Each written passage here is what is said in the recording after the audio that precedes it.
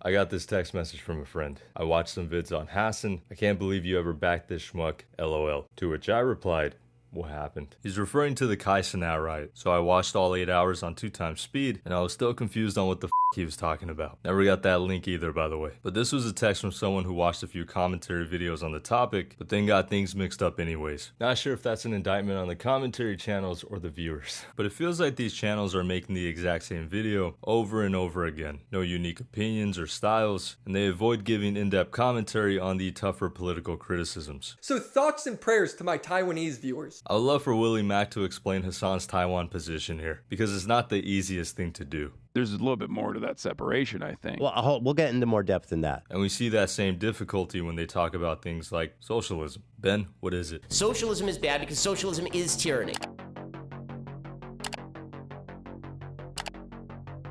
He doesn't know. There's a book, not reading all that. Google. Owning the means of production. What does a mansion have to do with that? You can have one, no one can have one. You can have one, but you can't rent one. You can have one, but the government can take it. What the f is socialism? Nobody on this planet ever talked about Ben Shapiro's $3 million LA mansion. Economic systems are complicated discussions. Because he's a capitalist who did capitalist things to obtain that wealth. There is zero hypocrisy there. You're gonna explain the hypocrisy, right? A perfect example. Look at this clip of Hasan crying about how bad IRL streaming is because he doesn't. But this isn't about the commentary community versus Hasan, but a big creator versus public perception.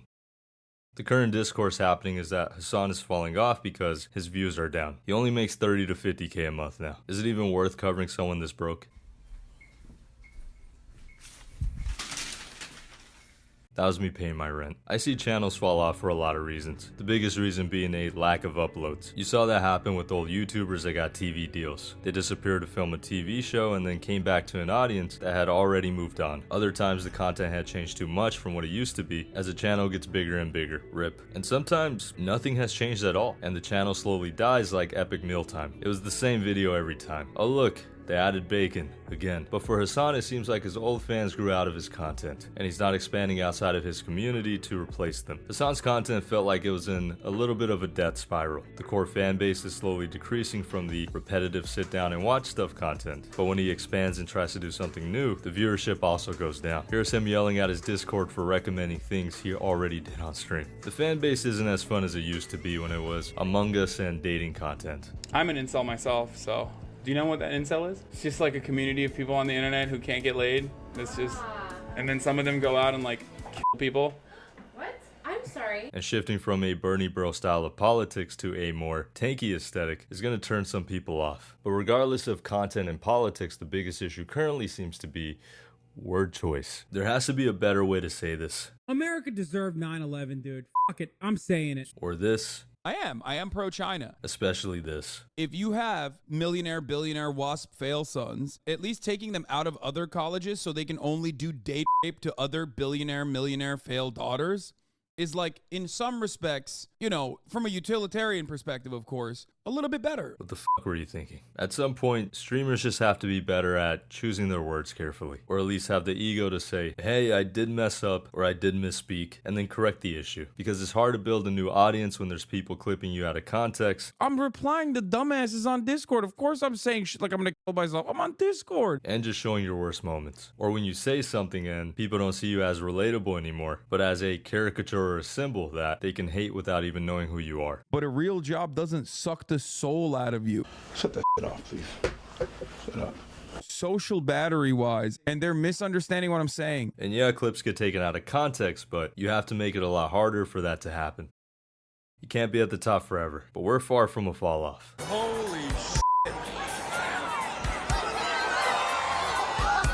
Despite what people are saying, I don't think Hasan has fallen off. The guy has a monopoly on Twitch politics, and whatever big event happens next, he'll do numbers. And by the way, I wrote this script months ago. It's already been proven true. But even if the numbers do go down, if you like what you're doing, it shouldn't matter. Just look at H3H3. Here's someone that abandoned his commentary channel and his edgier persona to do a podcast. A lot of people thought his time was done, but he built a new audience on content he preferred doing, and his channel is bigger because of it. But even without the growth, there are old content creators that don't pull the same viewership that they used to. And it doesn't matter. They like connecting with their audience and doing the things they would rather do than strategizing for content. Do what you believe in. Yeah, I am being patronizing. I don't know who the fuck you are, and you're over here chirping all the way from fucking London about Palestine and doing a both sides. Even if it means losing viewers or a podcast with reach.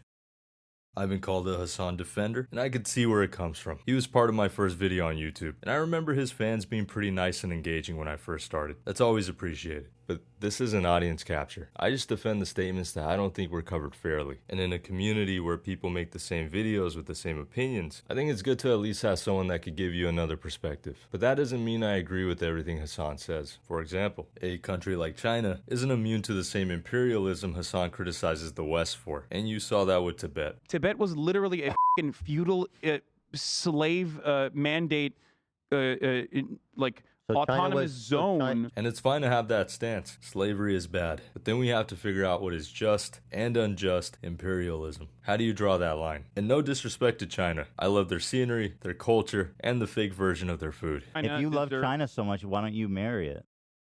Our justification for the invasion of Afghanistan and the invasion of Iraq.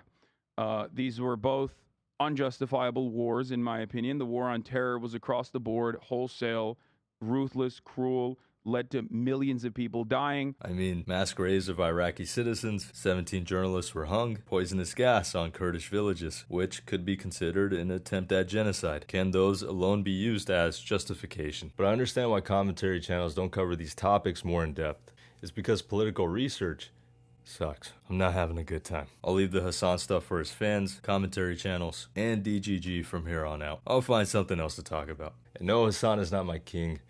I am. If you come for my head, you better think twice. Did you get that? I'm just messing around.